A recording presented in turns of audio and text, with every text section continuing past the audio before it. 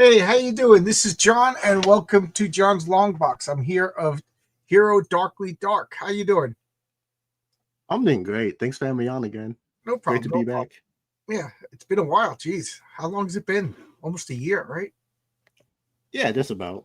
Yeah, Let's see. It's probably, yeah, actually, yeah, you're right. It's been like 11, 12 months. yeah. So,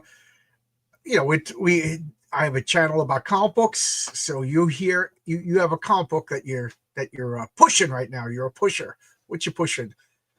Yep. So at the current moment, I'm pushing. It's basically a comic book, but also got that manga feel to it. So it's called Relentlessly Bullet Hill.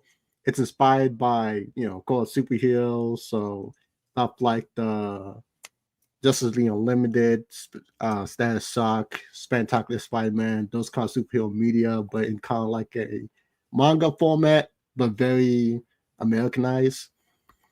And so the first one came out earlier this year. So this one is the second one that came out.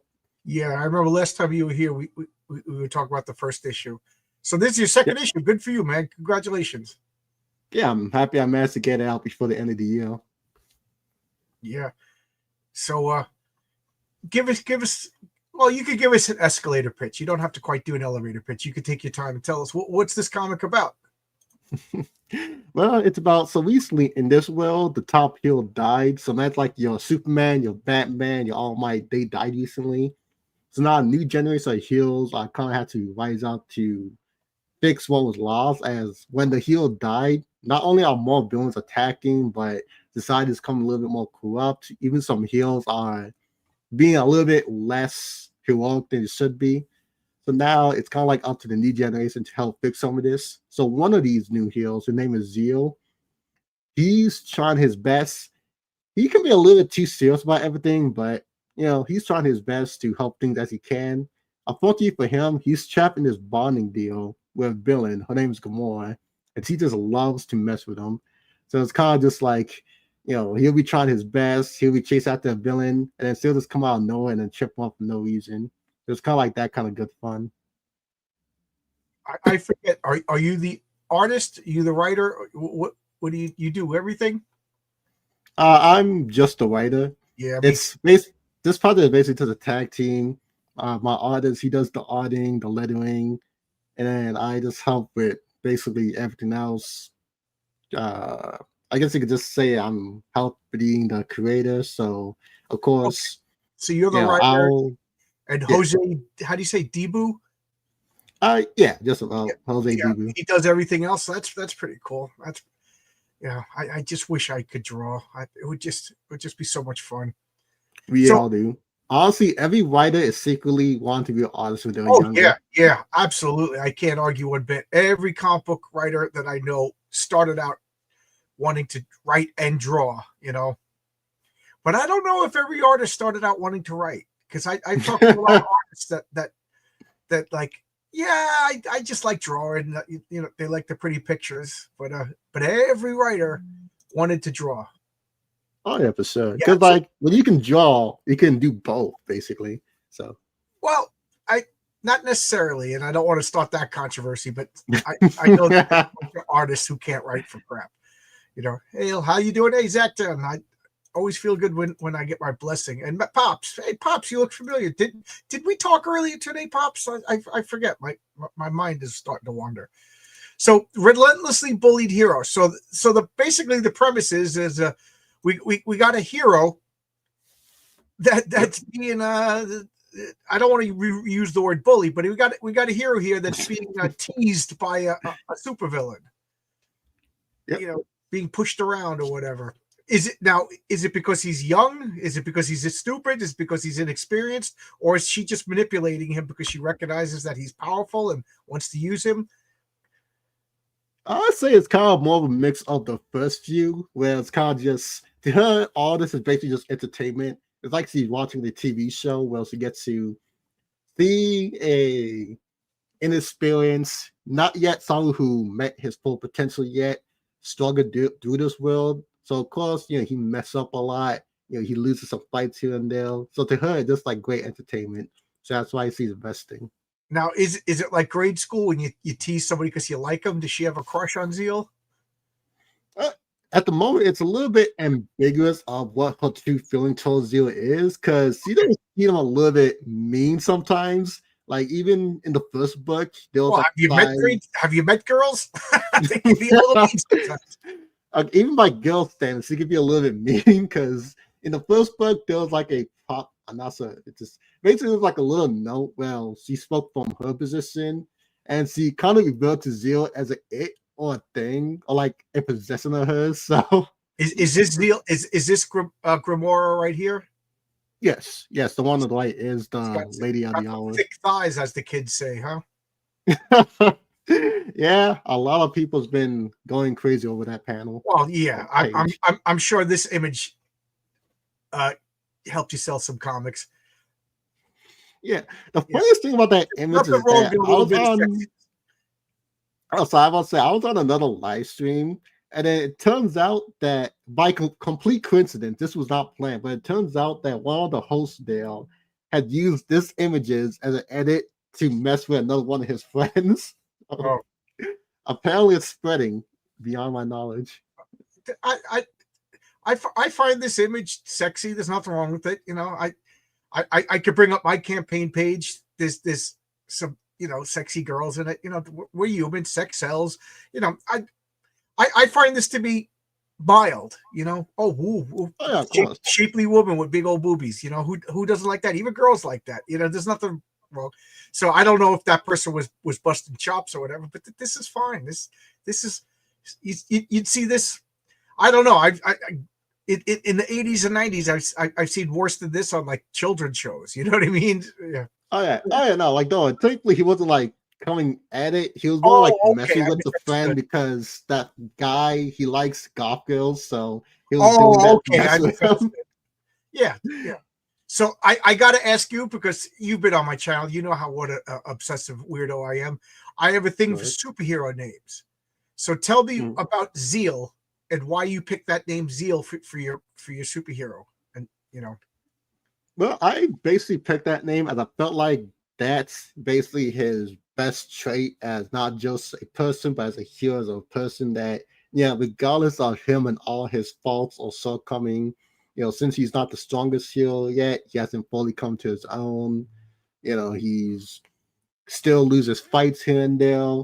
But despite all that, because he got that zeal, that great determination in himself, it what helps him push him forward. And even through what has been or what's to come, that zeal in him is going to be one of the major factors of how you continue to move forward. so he like if I was to name a character Zeal, a superhero character Zeal, he would be unwavering in his like his dedication to doing good.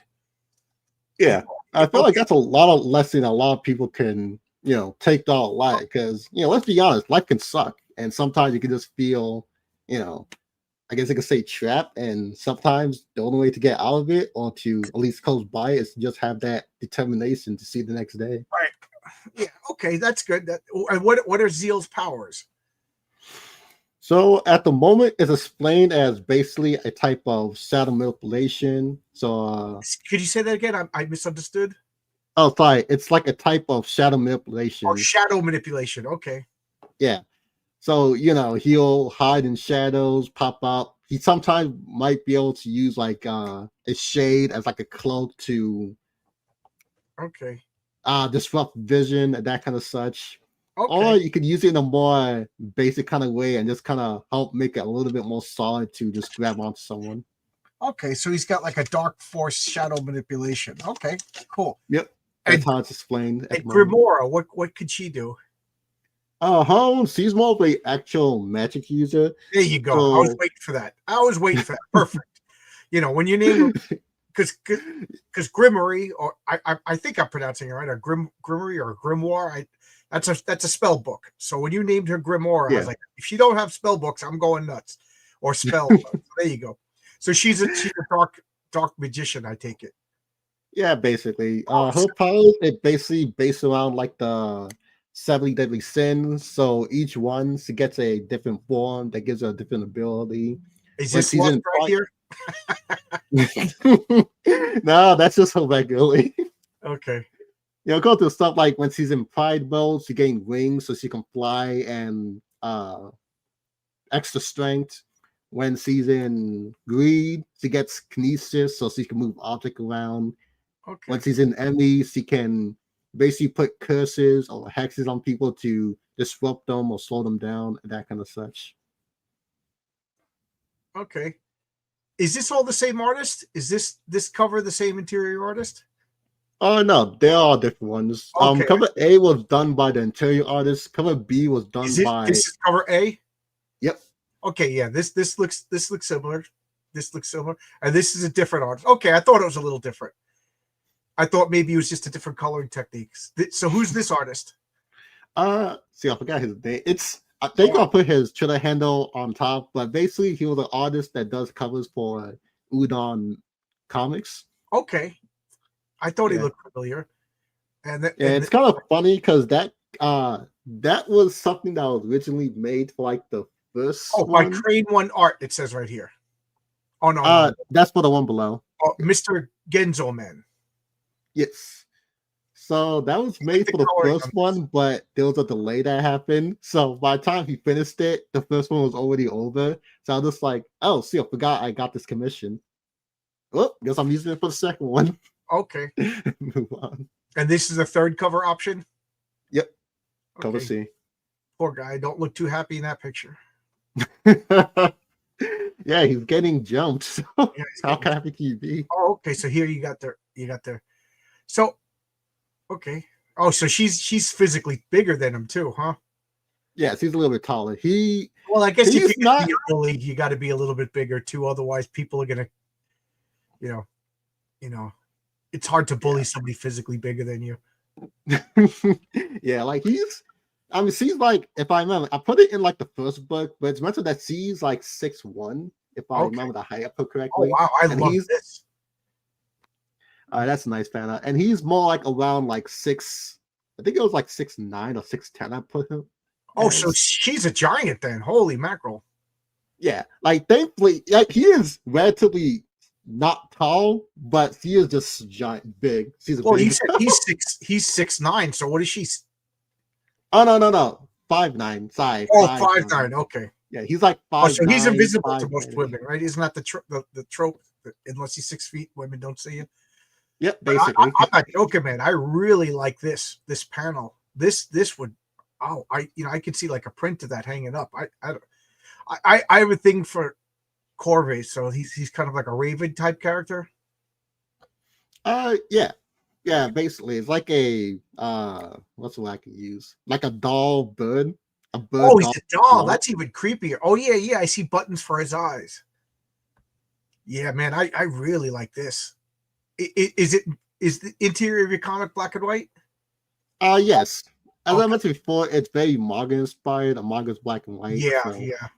But thankfully, with the artists I got, it's not just just black and white. It's you can actually use techniques and stuff to make it the best it can be as a black and white medium.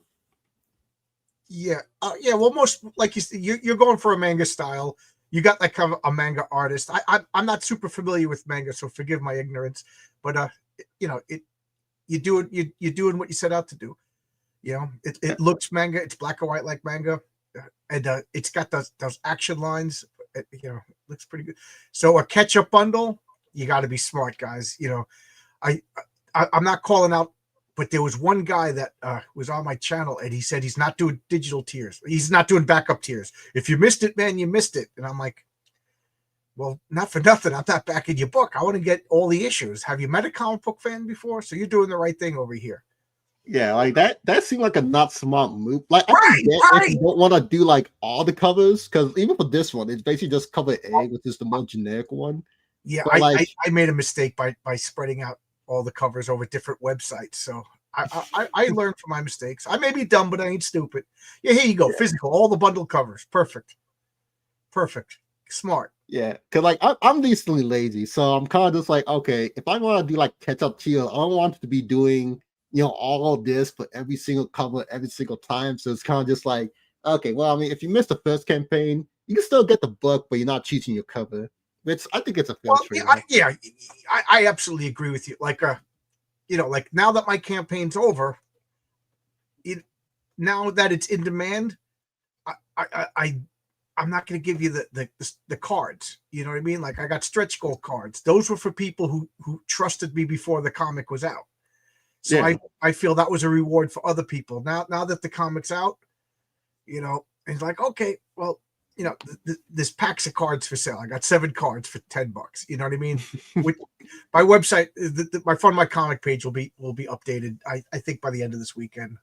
But you know what I mean? Like that's cool. An exclusive cover only available during the campaign, or exclusive, you know what I mean? And then, yeah, I got a new cover for the second campaign. That's cool, But you got to give. I think it was like the only other time I'll probably sell like any of the other covers is probably at like conventions, and even then it's kind of just like, one, I don't go to as many, and two, it's like, okay, that's probably just to help me get new readers in than it is just giving them out. Hey Marcus, just saying hello to Marcus.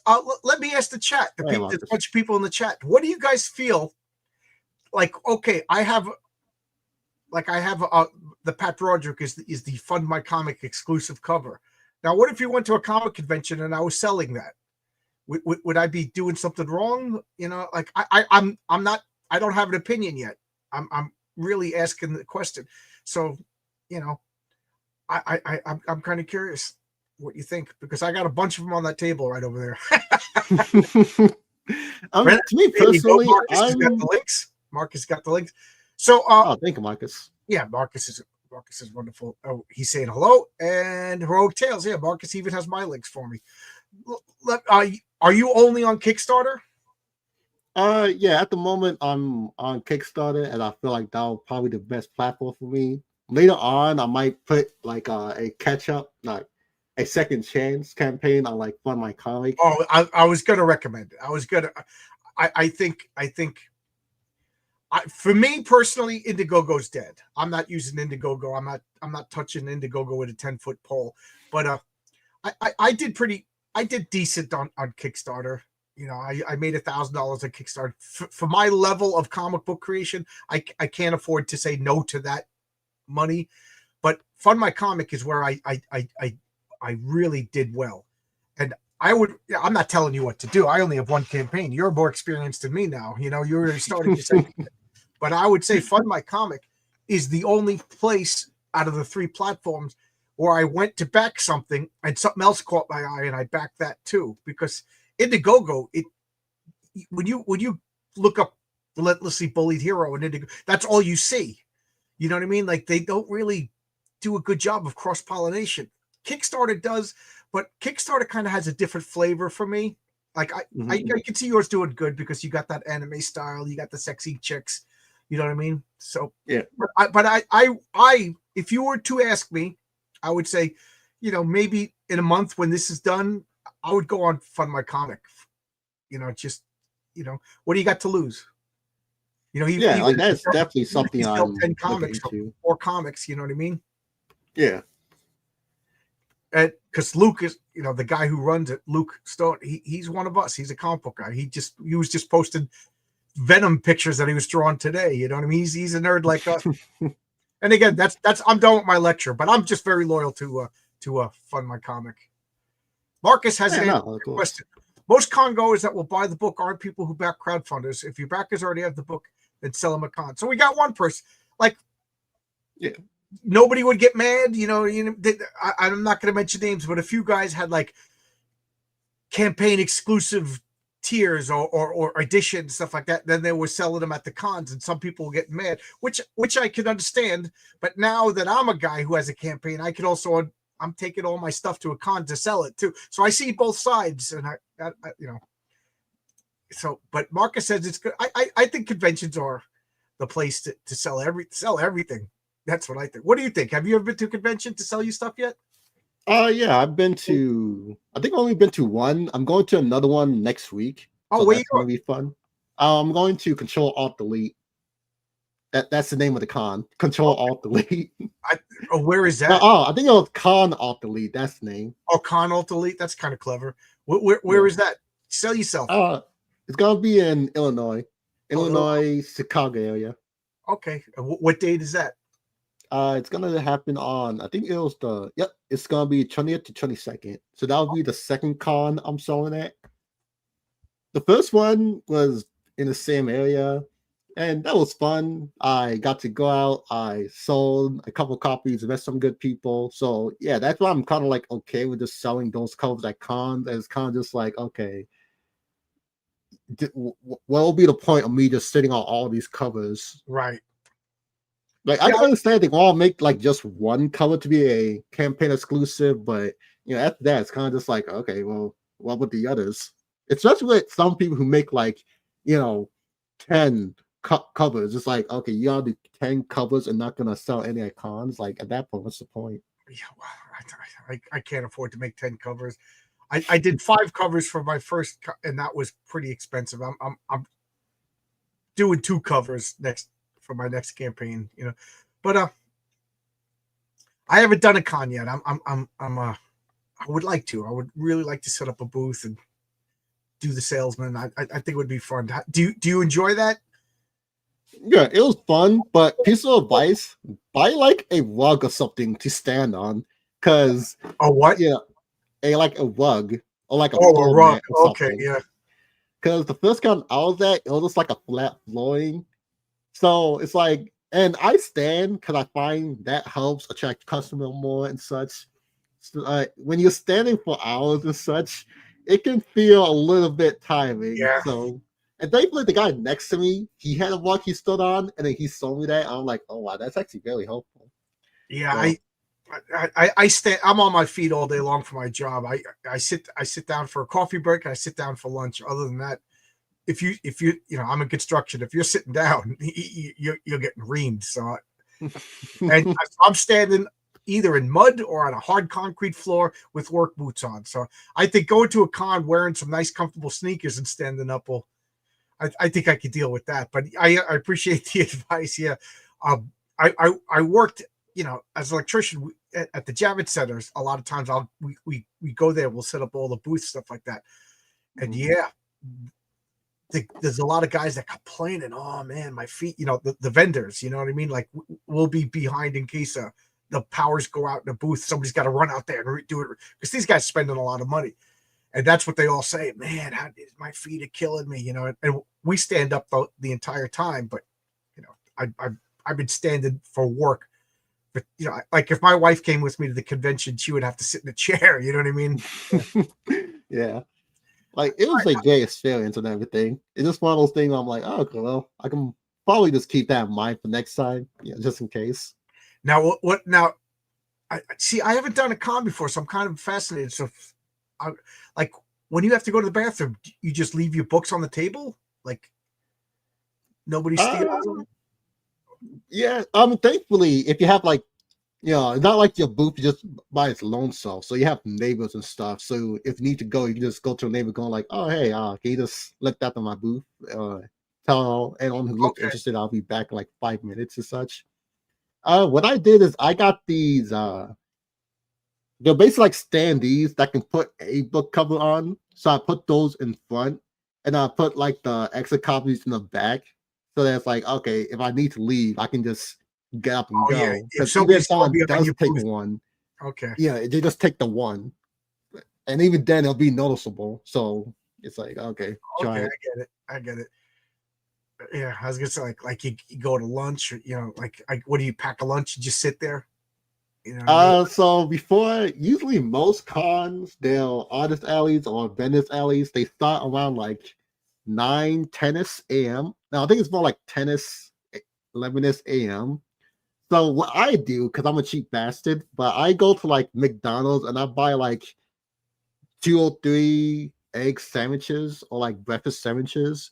And then I'll eat one, eat breakfast still, and I just carry the rest to me to the con so that when I get hungry, I'll just eat. Okay. And by the time like the vendor stuff ends, which is usually around like 5 and 6, if I'm still hungry, I'll just go get dinner. But thankfully, usually the 2 sandwiches will keep me full. Okay, there you go. Here you go, everybody. The logistics of con life, the stuff you don't think of. Hey, it saves me a lot of money because like a lot of car food will cost like $20 and such. Yeah, a lot decent amount of money.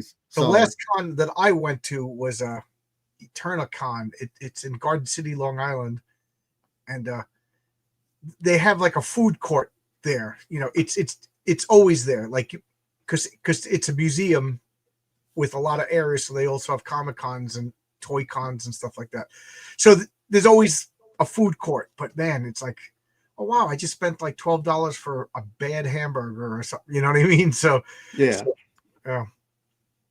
I mean, thankfully, the last con I'll put right next to like the taco stand. So, for the 3 days I was there, I only went there once because most other times I had the McDonald's. But I think it was like Saturday, since I was the most busiest, I got really hungry midway through. So I'm just like, yeah, screw it, I'll just go get some. But usually I'll just bring like outside food since it'll be cheaper. Yeah. I used to go to school in Albuquerque, and I live in New York, and I would take the Greyhound bus. It was like almost a 3-day trip, and I used to get a bag of Wonder Bread and take out all the bread and just make peanut butter and jelly sandwiches and put it back in the bag of Wonder Bread. So it looked like a local one. And that's what I ate for 3 days, buy a bottle of water every once in a while. Because again, I was a college kid. I was broke. So like, I'm just on the bus, get hungry, take out one sandwich, just eat it, That's actually very smart and very awesome. I like that. Yeah.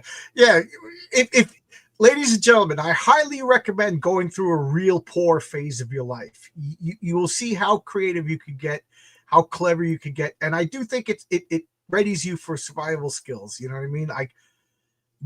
And live with a couple of guys that can't afford to pay their rent. You turn it to your dad right away. You go get a job. Don't come back in this house until you get a job. I'm not paying rent for you. You owe me $1.67 for the phone bill. That's the kind of thing would be when we were all super broke. Yeah, I remember I was in college. I think it was like KFC when they served like one of those bowl deals. They'll give like a bowl. So I'll actually keep the bowl and I'll use them as plates when I was in the dorm. It was perfect because it's a lot easier to wash, and I didn't have to bother packing up plates and stuff. So I'm like, oh yeah, this can actually work. I'm getting notifications on my phone. The drones made it to my area. Yay! Wow. All these drones all over. So now they're now in my area. I just got 3 messages in a row. Drones. Hey, you know what? No, what would be awesome if you just pop an EMP near them, just mess up their plans. Yeah, I don't know. I know this is off topic, but what do you think is going on with all these drones? Well, I mean, I'm kind of pulled between two different sides. One side of me is nothing's gonna happen because sometimes just things happen and then nothing comes of it.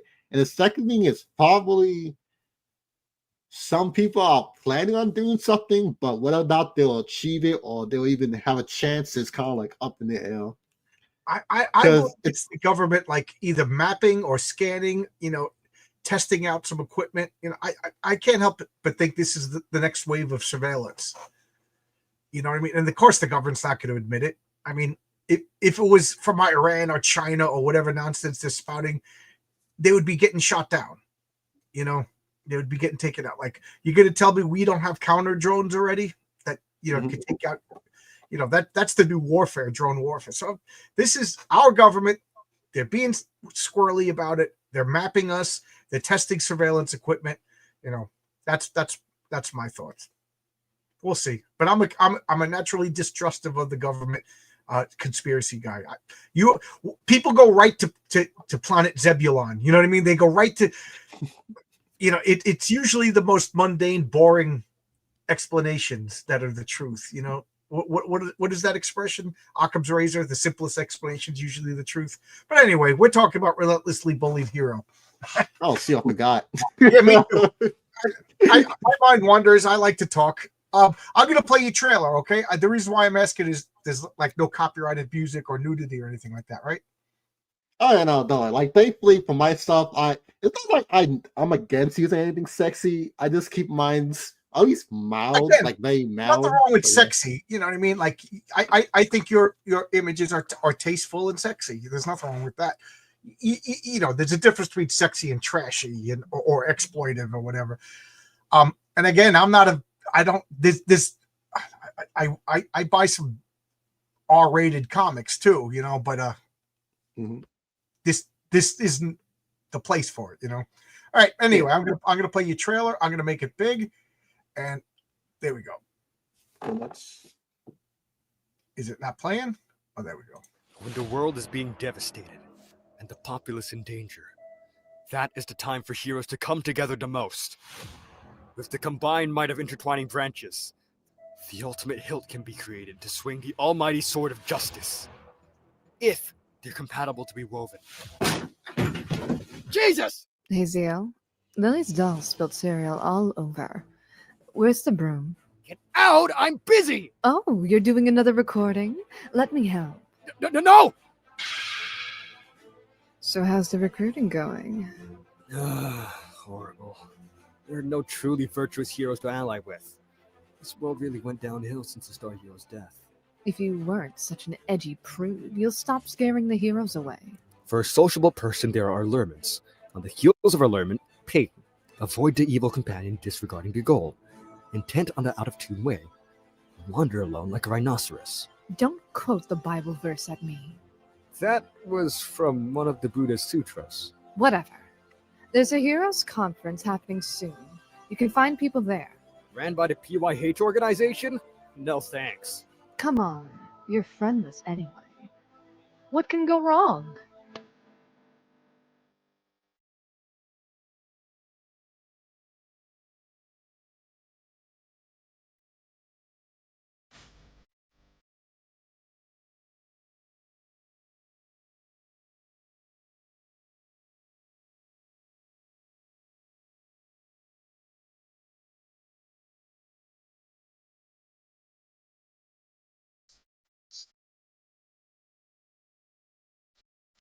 Literally everything! Well, at least it'll be fun.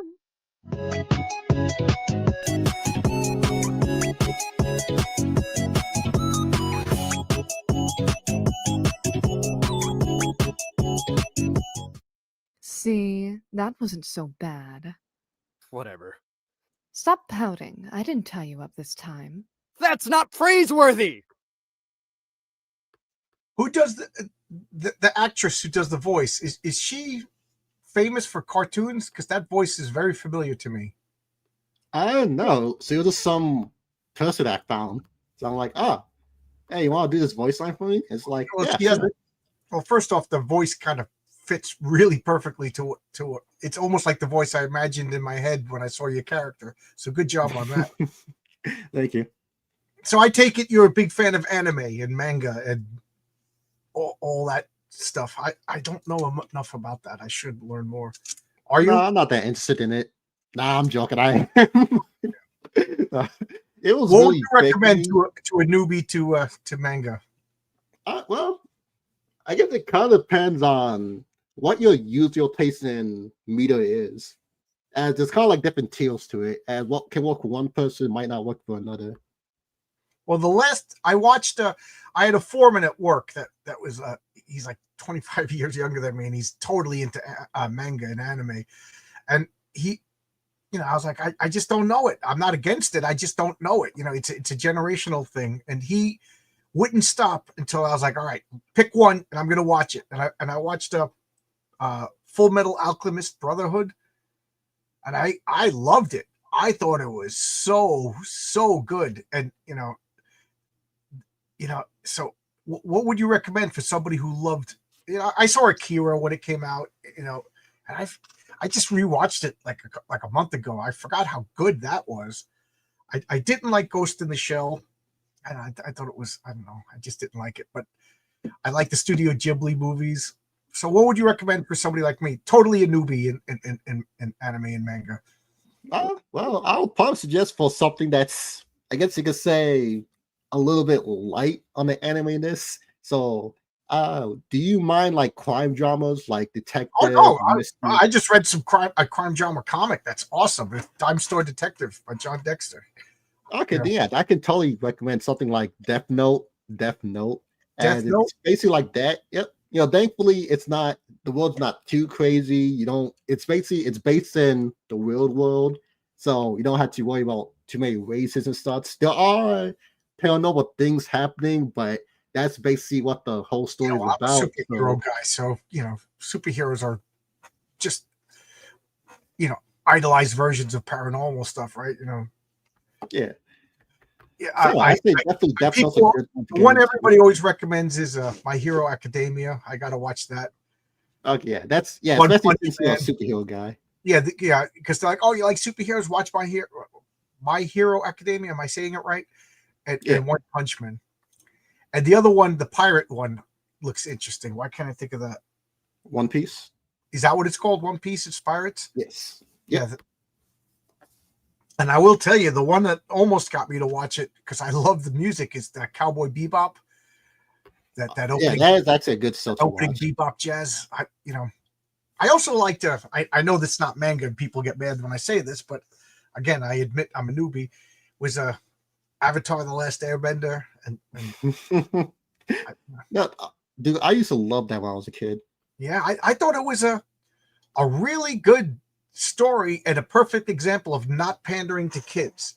Because it was very nuanced and the characters had arcs.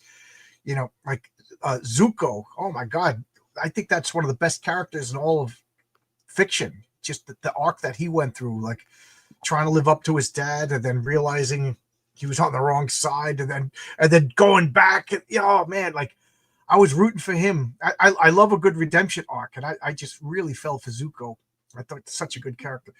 Yeah, honestly, like Zuko is an absolute great character. Yeah, the Burns guy.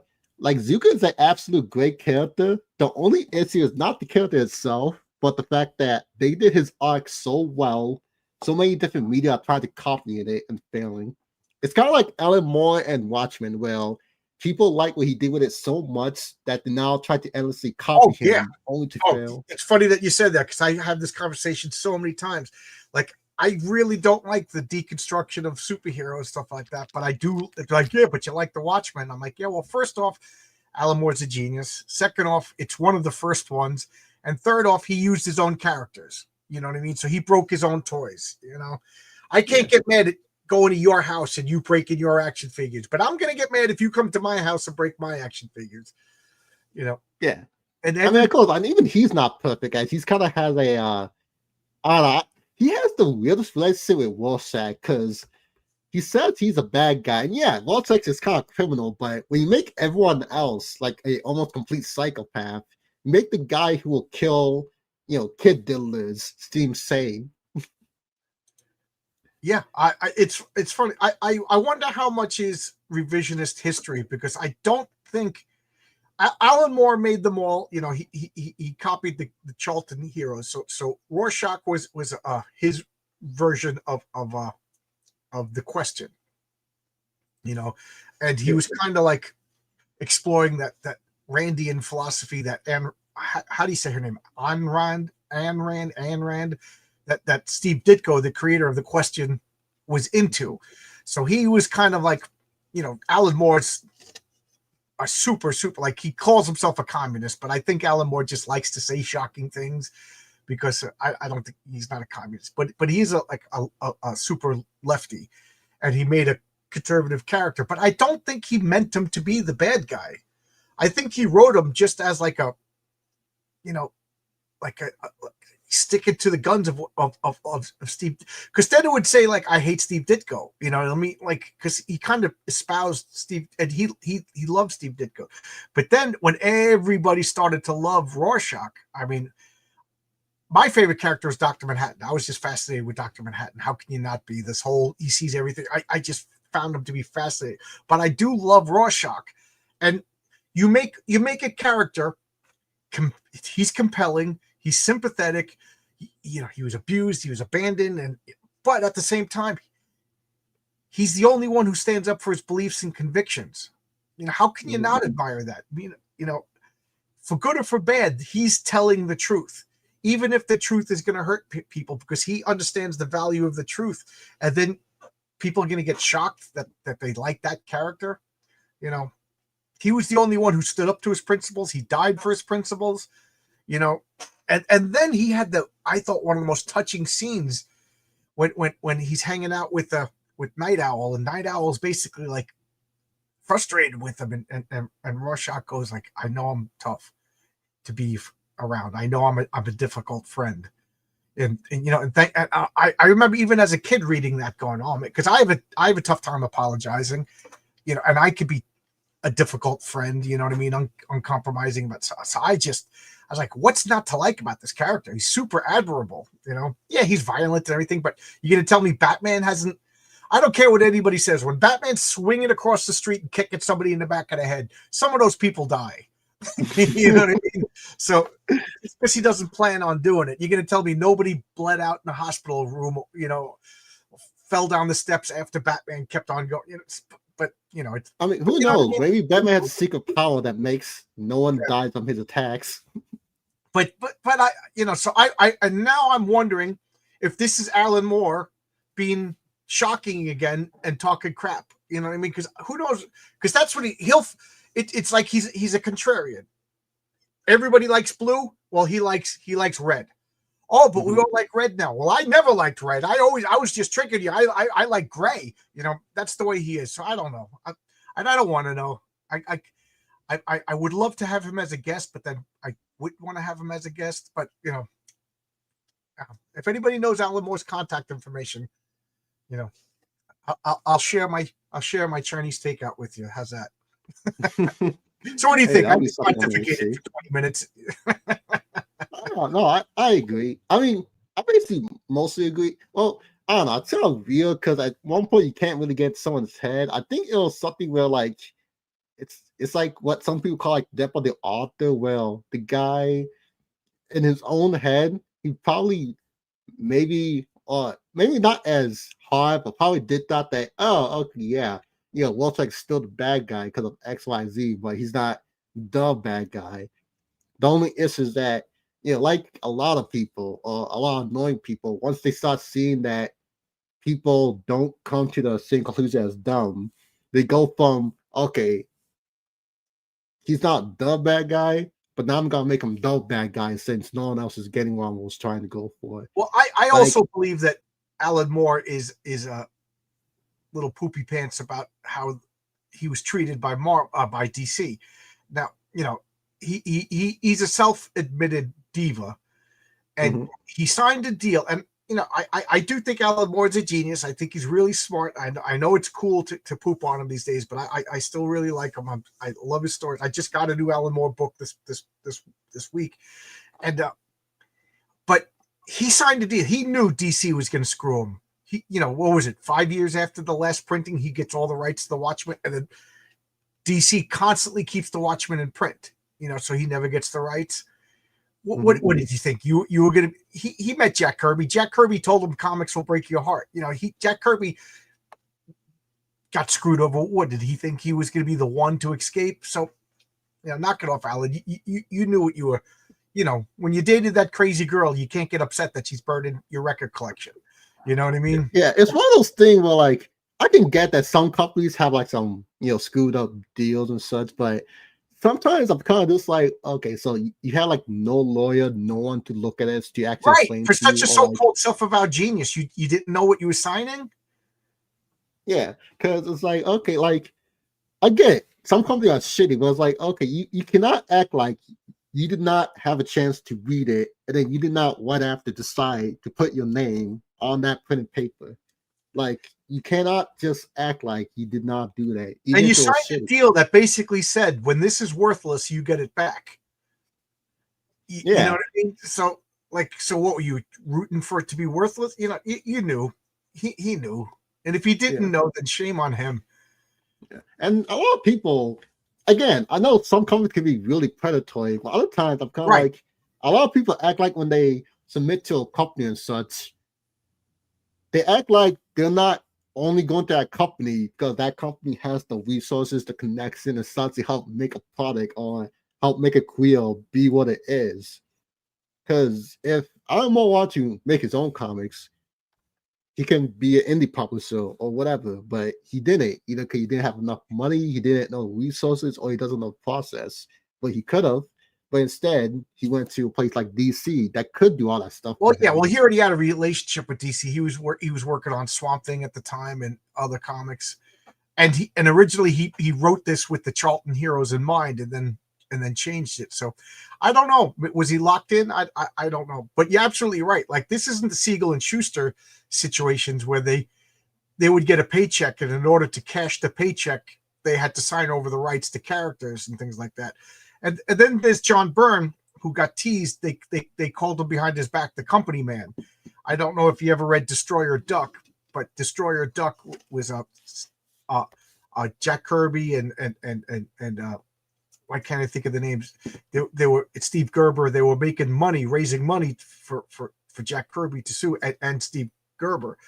And one of the characters they were fighting was a guy called the Company Man, and the Company Man was a mock of John Byrne, because John Byrne, you would get mad at these people. He's like, you work for hire. Everything I create while working on Marvel owns. You knew that going in, And then when John Byrne wanted to do his original stuff, he went to Dark Horse and made the Next Men. So, which in a way, I think is causing Marvel and DC to stagnate and slowly die, because nobody wants to bring their new ideas to Marvel and DC anymore. Are you going to bring Relentlessly Bullied Hero to DC and then they own it? No, you're going to self-publish it. Good evening. Like, honestly, that's something a lot more creative to be more smart with, is doing that. The company is after itself, obviously. So that's why, like me, it's not like I'm against going for companies, but at the exact same time, I make sure I carve out at least my reel, a piece for me. So, like, of course, Relentlessly Bullied Hero, that's one of the IPs that is gonna stick with me to the day I die. Because it's gonna stick with me. I'm gonna do what I want. It'll be my thing. But it's not like I don't have smaller ideas that I send out to other publishers or stuff to be like, oh, okay, well, let me give these small ideas to other people. If they accept it, neat. I can go there, make some connections. Right. Maybe work on that project might help get some more, I guess I could say, notoriety in the community in general, which can be useful, because if they can come to me over that, then they might also see my other project and then go to that. And so it's kind of like that. Yeah, I mean, I have obviously I have a big fondness for the Marvel and DC characters, not current year, but like at one point in my life, I would have loved to have written the Fantastic Four, but even then, I would use Galactus, Silver Surfer. I'm not making up a new character for Marvel. I'm going to save. So I remember me. I wrote those Fantastic Four issues that you like. This is now my character, and over here in my own. That's that. I think that's the smart way to do things now, and I think that's what most comic book people are doing. Getting a name, getting a reputation. Look at Jeff Johns. He has all the Ghost Machine stuff. Red Coat. Yeah. And that's his own stuff. He didn't bring that to DC. He didn't bring that to Marvel. He brought it to Image, when Image's creator-owned company. So good for him. Yeah. And it's just smart marketing in general. It's like, it's kind of like what one of my parents told me was like, don't always put all your eggs in one basket, because you never know how it could turn out. And the best place you can always keep something is with you. So it's like, like I said, I'm not against giving ideas if, by some miracle or some twist of the universe, I end up doing something for Marvel and DC. It's not like, okay. I'm gonna give like a detailed work. And like, no, I'll try my best. Okay, so here's a question, since you brought it up. Let's just say I am the wizard here, and I cast the spell, and you are now working for Marvel and DC. What would you like to do? What would be? Honestly, I might make. This might be recently biased, because I've been playing a lot of Marvel Rivals recently, but I might just make a Cloak and Dagger comic.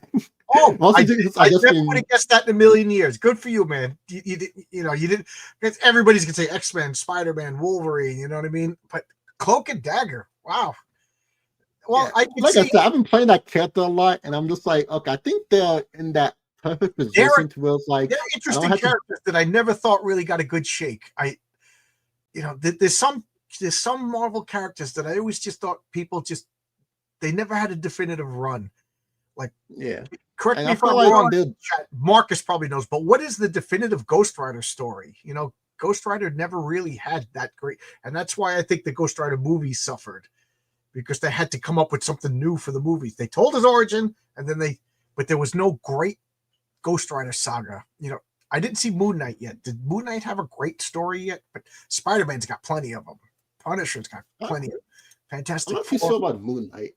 He probably had at least one, but that's probably someone a little bit more. Logic would bring back Rom the Space Knight. Oh, I know that they're collecting Rom in an omnibus. Does that mean that Marvel has the rights again? Because let's be realistic. If not from Marvel, who cares about Rom? The toy was a pretty bad toy, and it's gone and forgotten about. So what was it, Hasbro? I think made Rom. If I was Hasbro, I'd be like, Marvel. Let's share custody. Make more new Rom stories. Make new Rom stories. But what do I know?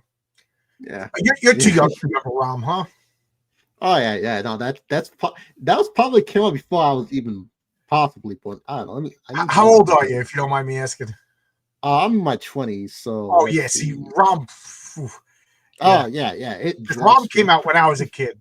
Yeah, so it's a good. I mean, if it's a good comic. I reread it. I reread it at least 10 years ago, and it's good. Yeah, but let's see. What was talking about? Oh yeah, Cloak and Dagger. Like I said, I've been playing that just a bit in Marvel Rivals or such, so kind of a recently biased, but it's like, hey, I think they'll just, I guess you could say, I stacked enough to where they don't have too much of a long launch. Where it's like, oh, okay, well, if I got a chance, maybe I can make a decent enough story to make them at least somewhat matter, even if it's just a blimp in time. I don't know you too well, but here you have a comic book that has a dynamic between a male and a female, and then you pick a Cloak and Dagger that the whole comic is a dynamic between a male and a female. Oh my goodness! Is that your thing? Honestly, it just might. It might be Sigmund Freud might be right about some unconscious. There you go. That would be interesting. It couldn't be any worse. I got a bunch of people in the chat just curious. If guys in the chat watching, girls in the chat watching, if you all of a sudden could, I wave my magic wand and you're working for Marvel, what would be, or DC, what would be your dream project? What would be? We already know Logic would bring back Rom. I'd fire every current Marvel writer and only hire. That's goes without saying. If Logic, if I was the magic comic book wizard, I didn't even think I would have to bring that up. I thought that went without saying. Basically, only over 35 for at least 2 years. No woke. Yeah, I made this joke. I think it was the very first time I ever had a conversation with Matt Barr, and I just said, "You want to work for Marvel Comics? Show the first question. Show me." No, the first question is, what was your first comic that you ever read? And if you hem and haw and you don't have an answer to that, we don't make it to the second question, because every comic book fan could talk for hours about their first comic. You know what I mean? About that comic that just like, oh man, this is great. I could go on and on. My very first comic that I ever read was a Flash comic. He fought Mazda, and I'll never forget that. And then I went and I bought Fantastic Four 185. And that's it. I was hooked. And then the third comic I bought was Thor 286. I could go on, and I could almost list them. The second question is, okay, all right, now show me your comic collection. Got a picture of your comic, and I don't want to see a Comixology account. I want to see long boxes with comic books and stuff. You don't have that? You're not a comic book lifer. Sorry. Next, Hero Darkly Dark. Same two questions. I recommend all the retcons, and everybody who has made gay gets Logic. This is where you and I are going to disagree. I am of the. Did you see Misery? Do you know what I'm talking about with Misery? Kathy Bates. I forget the name of the character, but she has the author of a book of a series called Misery, and she's breaking his legs, stuff like that. So he's trapped to the bed and she's all tied up, and she is pissed because he killed her favorite character, Misery, in the last Misery book. And she says, write a new book. So he just starts, it was a dream. And she goes, no, She was buried. You have to start with her buried. You can't change it now. So he forced her to, and that's the way I am. We have to accept all of that, because once we start disregarding continuity, then there is no continuity. Your continuity is continuity. So what we need to do is come up with a way out of all of these bad storytelling. And I've told the story a few times. I guess I'll tell it again, Lodge. But when Jack Kirby came back to Captain America, he had what was called Mad Ball. It was just pure Jack Kirby insanity. And there was 3 Mad Balls. One Mad Ball had the ability to drive everybody in like a city block crazy. And when you turned it on, everybody started killing and acting weird. The second Mad Ball was big enough to turn like an entire city. So everybody in Chicago would go crazy. And the third Mad Ball that didn't get detonated would turn an entire continent crazy. And he deactivated them, and Hydra or AIM or whatever, they got sent back. Mad Bomb. Mad Ball was a toy. Thank you, Marcus. And what I would say is, here's my story. Can I talk about this? You okay? Yeah, go ahead. Okay. So I would have something, you know how they had Carol Danvers looking like a man, and then now she's looking like a female. I would acknowledge that, Reed Richards or somebody, and she's just like, it's happening again. And all of a sudden she gets the masculine jaw and she gets the male physique. And then next time they see her, they're like, you need to address this. And she gets studied. And what they find out is that she has 2 sets of DNA battling in her body, because her origin is Captain Marvel. She jumped in front of the Omniwave bomb, and he got hit with this radiation. The radiation went through his body and into Carol Danvers, and now she has a mutated DNA and copied his power. So let's just say she has male DNA and she has female DNA in her body, struggling for supremacy. So that'll explain her inconsistencies, because everything has to be. So what they're doing is like, we got to extract 1 set of DNA. So they get Dr. Banner, they get Dr. Octopus, they get all the doctors, Dr. Doom, all of these mad scientists all together, T'Challa, everybody's in a room, and they literally extract and they make a clone. And now we have Marvel is back, Captain Marvel, but he doesn't have the memories or anything like that. He's just, so now he's a blank slate, and he's hanging around with Carol Danvers, and she's teaching him what it's like. He's got all the powers. He's awesome. He's cool. And they're just flying around doing stuff. And he just says one day, because one of his powers is he has the cosmic awareness. He just goes, why does everybody have these signals, coming from this underground lair into their head? And she's like, what are you talking about? He goes, you can't see it? You can't see it? So now Captain Marvel and they go down, boop, and they uncover the last Mad Bomb that's big enough to mess with the entire planet. And Captain Marvel and Miss Marvel and, Ghost Rider, a guy who wouldn't be affected by this, they all wreck it. And everybody's just like, the X-Men are like, were we crazy supremacists on an island? And Iceman's like, was I gay? And Spider-Man's like, didn't I used to be married to Mary Jane?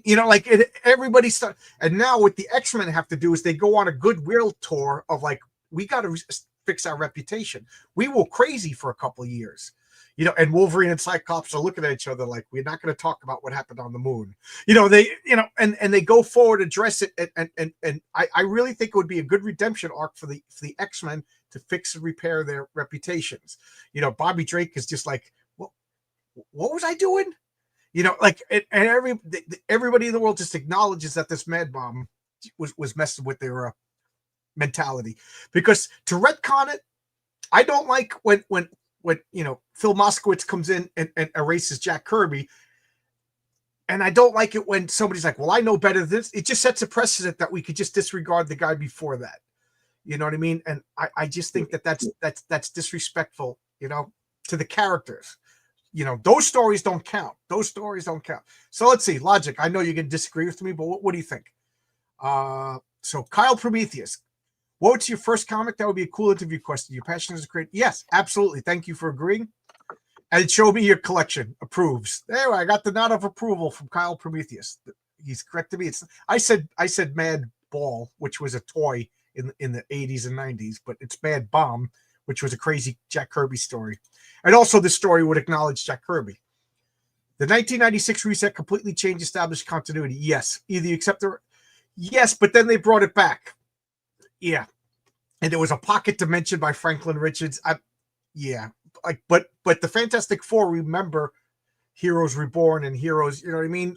They recognized that there was set into a pocket dimension. It's crazy comic book logic, but I see your point, but at least they acknowledged it and moved on. Lazy writers, yes, led to more lazy writing on top of lazy writers. Either you ignore the retcons or retcon the retcons. Either way.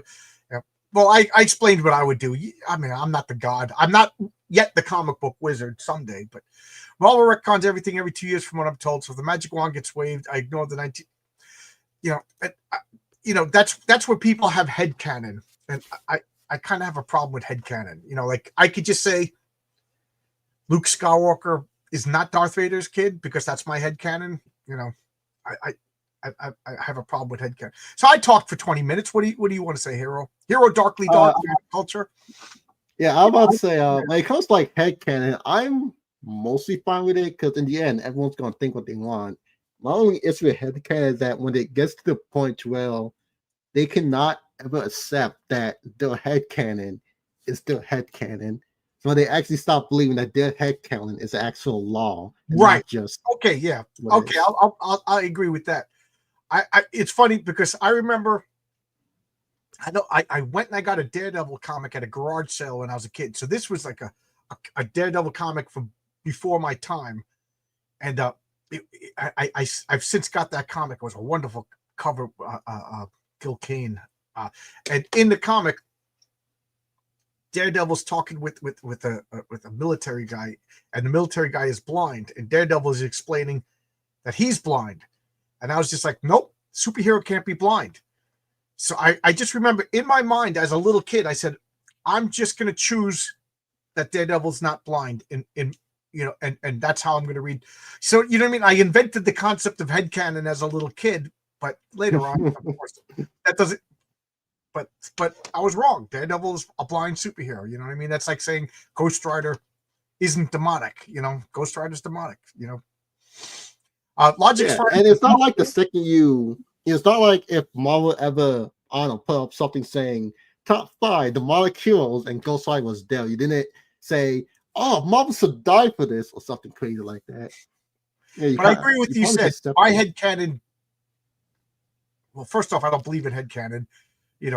Aragorn is really an orc. No, it's not.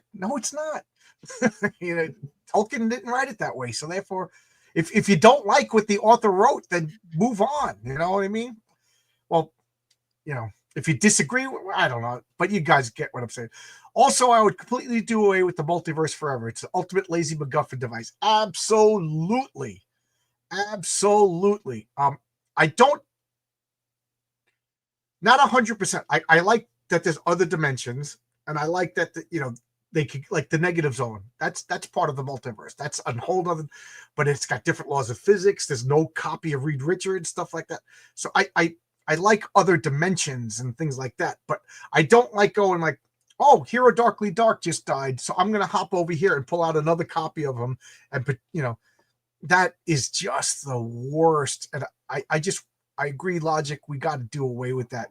That is just as soon as I see, I tell you, man, at Endgame, when I realized they were doing time travel, I was like, this is gonna suck. I liked Infinity War, but Endgame I didn't like Endgame. I was like, this is just lazy, sloppy time travel.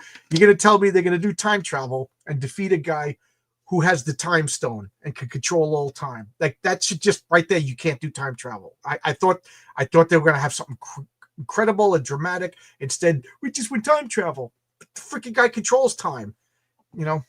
It's like using lightning to defeat the guy who controls lightning.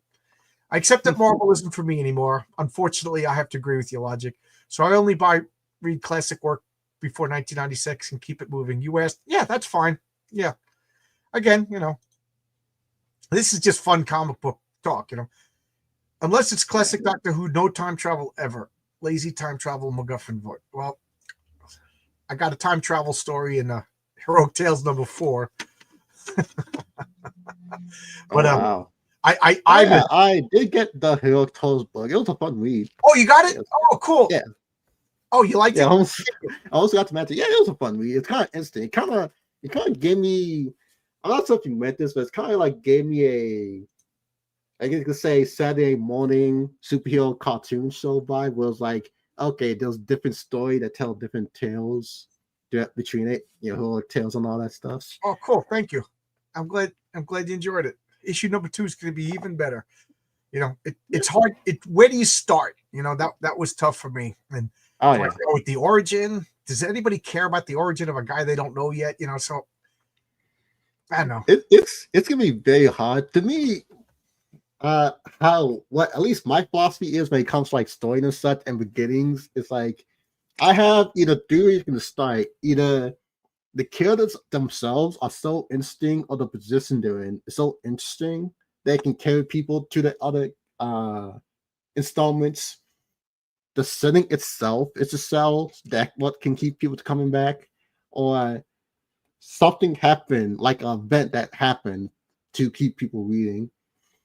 As I feel like that's probably the best of ways to do it. As it's kind of like you don't want to just expedition dump on people, could then people just stop blocking all that out and such. So, having one of those three things, I kind of like the leading car with Trang, where it's like, yeah, all the other stuff is there, but what's leading it is this one specific thing.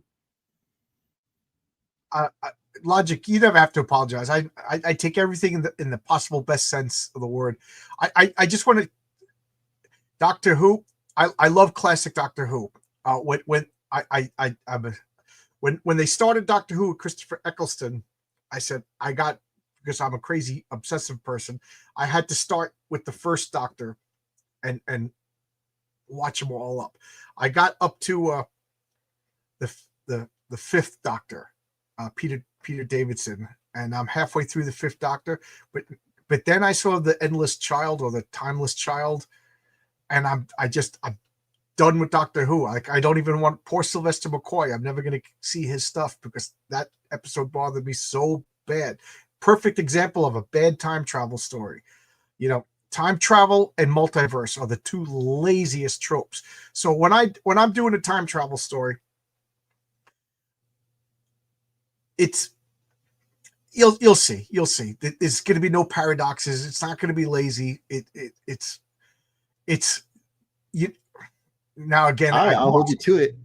It's issue #4. It's going to be how I wish Doctor Who really was. It's my Doctor Who, because I lost Doctor Who. It's another casualty of modern audiences. We can always share a pint. Absolutely. I'd love to meet up.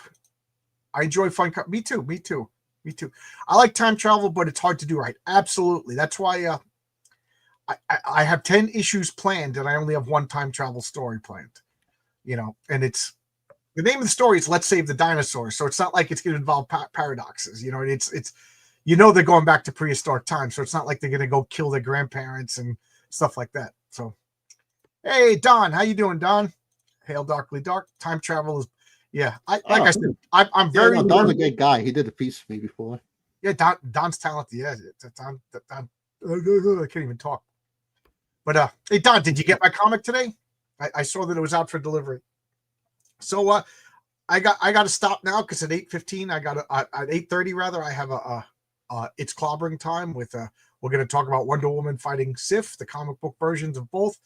So anything that you didn't get a chance to say that because I talk so much that you would like to say. No, it's a great time to talk to you. You're so knowledgeable.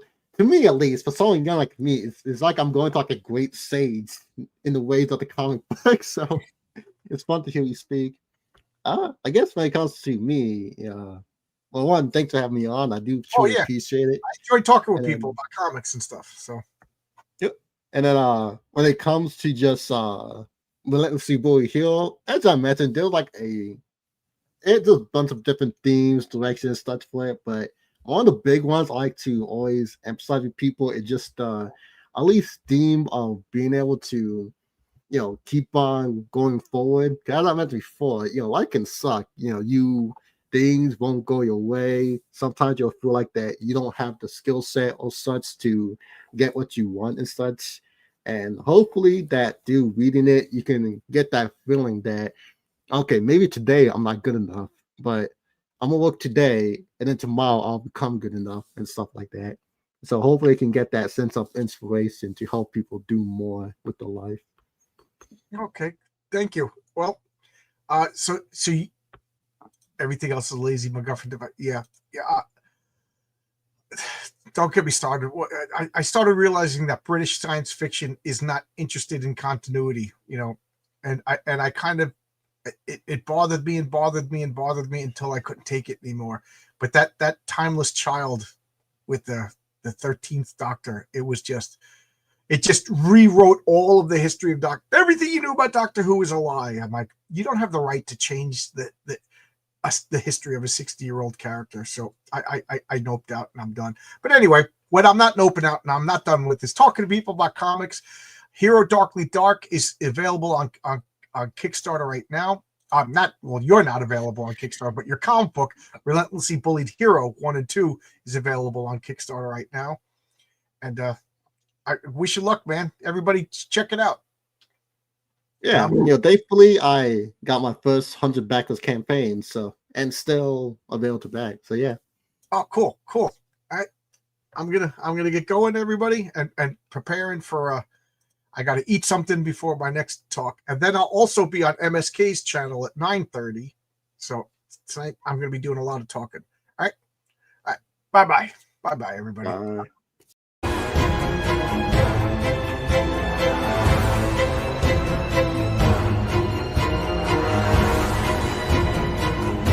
Bye.